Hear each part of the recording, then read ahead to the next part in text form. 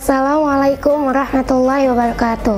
Alhamdulillahi ala nimatin iman wal islam wal hidayat wa kafa biha nimatin.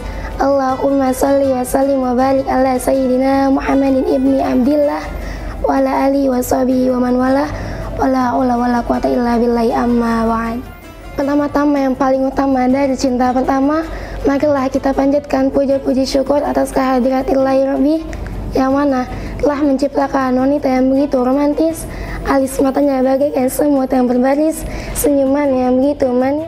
Tak apa pula kita lipat curahkan kepada salah satu pimpinan umat, seorang pahlawan yang tak pernah makan bakwan, seorang proklamator yang tak pernah naik motor, yakni wa nabiyina wa syafiina wa maulana Muhammadin. Sahabat media yang dirahmati oleh Allah Subhanahu wa taala. Istilah puasa dalam bahasa Arab al-imsak yang berarti menahan. Sedangkan yang dikemukakan oleh Syekh Al-Imam Al-Alim Al-Alama Syamsuddin Abu Abdillah Muhammad bin Qasim Asy-Syafi'i dalam kitabnya Fathul Qorib, berpuasa adalah menahan diri dari hal-hal yang membatalkannya. Sebagaimana Allah berfirman dalam surat Al-Baqarah ayat 183. A'udzubillahi minasyaitonirrajim. Bismillahirrahmanirrahim.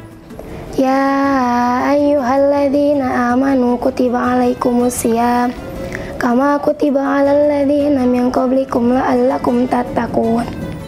Yang artinya, wahai orang-orang beriman, diwajibkan atas kamu berpuasa sebagaimana orang sebelum kamu agar kamu bertakwa. Ayat tersebut seruan dari Allah Subhanahu wa taala kepada orang-orang agar orang-orang yang beriman menjalankan puasa Ramadan. Setelah kita mengetahui pengertian dan hukum-hukum puasa Ramadan, maka kita juga harus mengetahui tingkatan orang berpuasa. Sebagaimana dalam kitab Ihya Ulumuddin karangan Imam Al-Ghazali ada tingkatan, yakni puasanya orang awam, puasanya orang khusus, dan puasanya orang khusus dikhususkan. Imam Al-Ghazali dalam kitabnya memberikan penjelasan dan gambaran tentang orang yang berpuasa. Yang pertama shaumul umum, yang kedua shaumul khusus, dan yang ketiga shaumul khususil khusus. Ketiganya bagaikan tingkatan tangga yang akan menarik kita agar kita bisa mencapai tingkatan yang shaumul khususil khusus.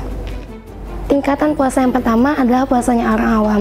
Tingkatan puasa ini sering disebut dengan shaumul umum atau puasanya orang awam. Biasa-biasa saja karena sering kita lakukan.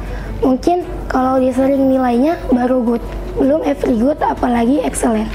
Karena di dalam tingkatan puasa ini kita hanya menahan lapar, menahan haus, dan hal-hal yang membatalkan secara syariat.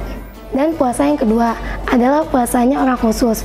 Puasa ini sering disebut dengan shaumul khusus atau puasa spesialnya orang-orang.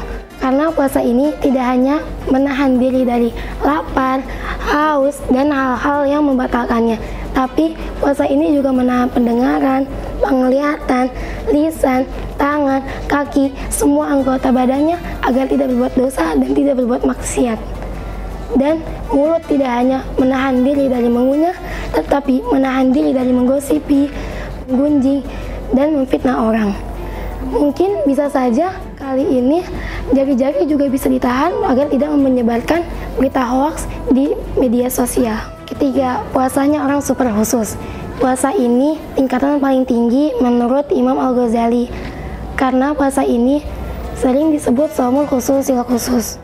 Di puasa ini adalah puasa yang paling istimewa, excellent, karena puasa ini mereka tidak hanya menahan diri dari maksiat, tetapi mereka juga menahan rasa kecewa dan keraguan. Standar batalnya berpuasa di dalam tingkatan ini sangat tinggi.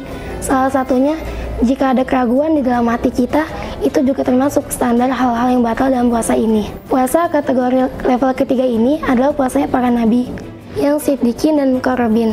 Sedangkan di level kedua adalah puasanya orang-orang solih. Lantas sudah berada di manakah tingkatan puasa kita selama ini? Upaya Imam Al-Ghazali mengklasifikasikan ke dalam tingkatan ini agar kita yang setiap tahun menjalankan puasa Ramadan bisa menapaki tingkatan yang lebih tinggi dan ibadah yang lebih baik. Sahabat media Yapi yang dirahmati oleh Allah Subhanahu wa taala. Mungkin ini saja yang dapat saya sampaikan. Kurang lebihnya mohon maaf. Wassalamualaikum warahmatullahi wabarakatuh.